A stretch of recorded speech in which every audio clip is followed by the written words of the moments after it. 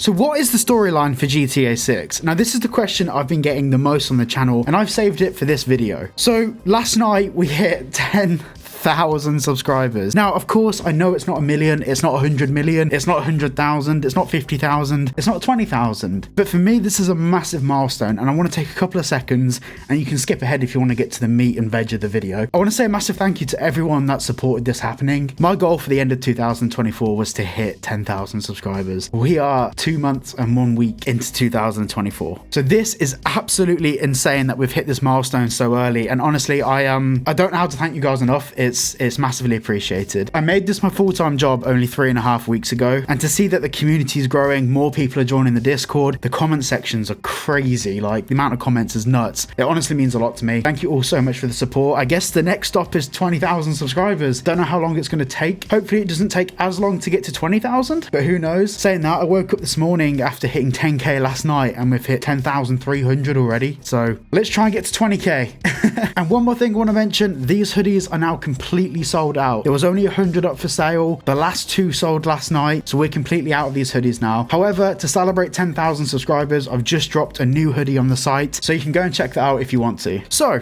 like I said, one of the biggest questions I get is, what do I think the story is going to be about? And I've got a few possible theories. So in this video, I want to break it down into the potential different theories that it could be, and kind of get your feedback in the comments down below on which one you think is more likely, or if I've totally missed something, please do point it out. So theory number 1, as we can see, Lucia is in prison, and Stephanie asks her why she's there. I think this lends to the fact that Stephanie is probably inferring that Lucia doesn't really belong in prison. So Stephanie offers her the possibility to get out on parole, but the only caveat to that is that Lucia has to be on an ankle tag. Now at some point, Lucia gets this ankle tag off her ankle, and during this time, this means that she is wanted by the law. So her and her partner Jason are bumping from motel to motel, trying to escape the law. And then they come up with the idea of fleeing to Vice City. So Lucia dyes her hair, Jason grows his hair out, and they try and obscure their identity and escape to the big city. Now of course, things happen and change along the way. They must acquire the money to do so, and to get the money to escape to Vice City, maybe they have to rob some shops. Now theory number 2 is very similar to theory number 1. Lucia starts off in prison, she gets out on ankle tag, but I think that maybe we'll be playing in Port Gowhorn or another part of the map on ankle tag, and this would be Rockstar's new way of geo-restricting us within the map. In some of the early Grand Theft Auto games, they had bridges that were closed that didn't allow you to go to big cities, and the only way to unlock those bridges was as the game progressed, and you could go across from like one island in Vice City to another island. I think this is a new potential way that Rockstar could implement geo-restriction in the game, very similar to how they implemented geo-restriction in Red Dead Redemption 2. For example, you couldn't go to Blackwater because you were wanted there. So this could be a really unique way that Rockstar implementing geo-restriction into the storyline of the game. But fortunately, you don't have to be geo-restricted with today's video sponsor, Private Internet Access. Browsing the internet online without a VPN is like leaving the door to your house unlocked. A VPN essentially changes your IP address and bounces your location to a different location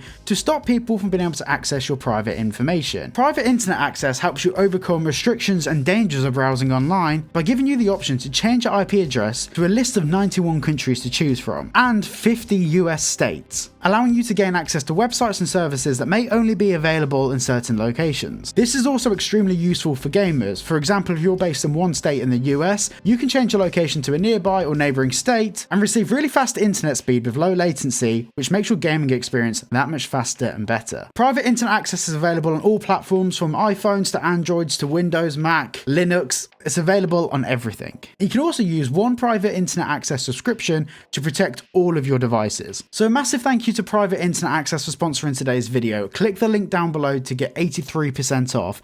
That's only $2.03 a month, plus you also get 4 months free. Now the next part of the video, I'm going to talk a little bit about some of the leaks that we've seen for GTA 6. So if you don't want to hear about this, please click off the video now, or go and watch one of my other videos up in the top right hand corner. In the leaks, we could see there were hacking tools and different devices to allow you to break into cars, buildings, and stuff like USB thumb drives that potentially contain viruses and stuff like that. I'm not really sure what the contents of those were, but it's very clear there's more of an emphasis on hacking and getting into properties and buildings in not necessarily a legal manner. So in this theory, it could work the opposite way around, background, where Jason and Lucia meet in Vice City. They're a couple, everything's relatively normal, and they get banished to the outskirts of the city because they're wanted by the law. Maybe they're having to conceal their identity, change what they look like. And as we saw in the trailer, Lucia has kind of lightish brown blonde hair, and later in the trailer she has dark hair. So potentially she's had to dye her hair to obscure her identity. She then ended up in prison, maybe got out on ankle tag, but this theory relies on the fact that GTA 6 plays out in rough order. So for example, the bulk of the Vice City stuff happens first,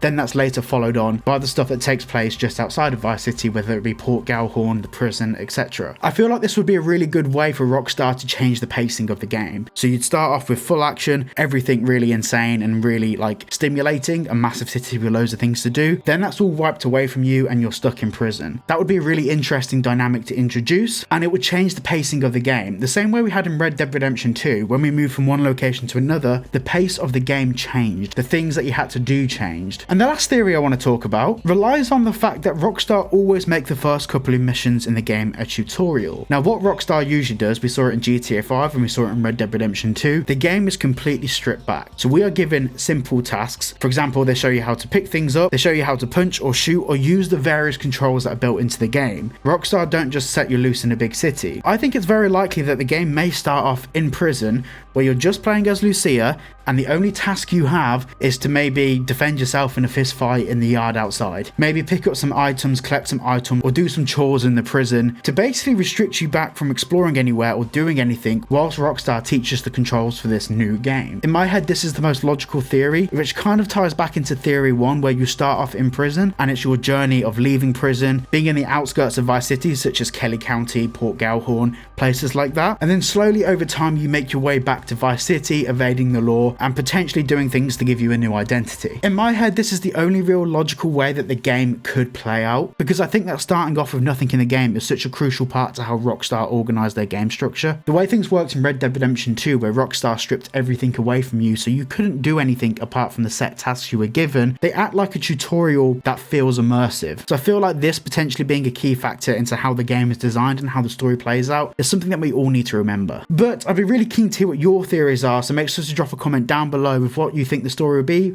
certain things we can expect to see in the story. Please refrain from talking about the leaks. I know some people have contacted me saying they don't really want to see the leaks when we're talking about speculation. However, I do think that they go kind of hand in hand. Like, we can't talk about what we're going to expect to see in the game without mentioning the massive set of leaks that we had in 2022. I've based a lot of my videos on those, but please be courteous, maybe just have spoiler alert written above your comment or something like that. Thank you all so much for watching today's video, and thank you for helping me to get to 10,000 subscribers.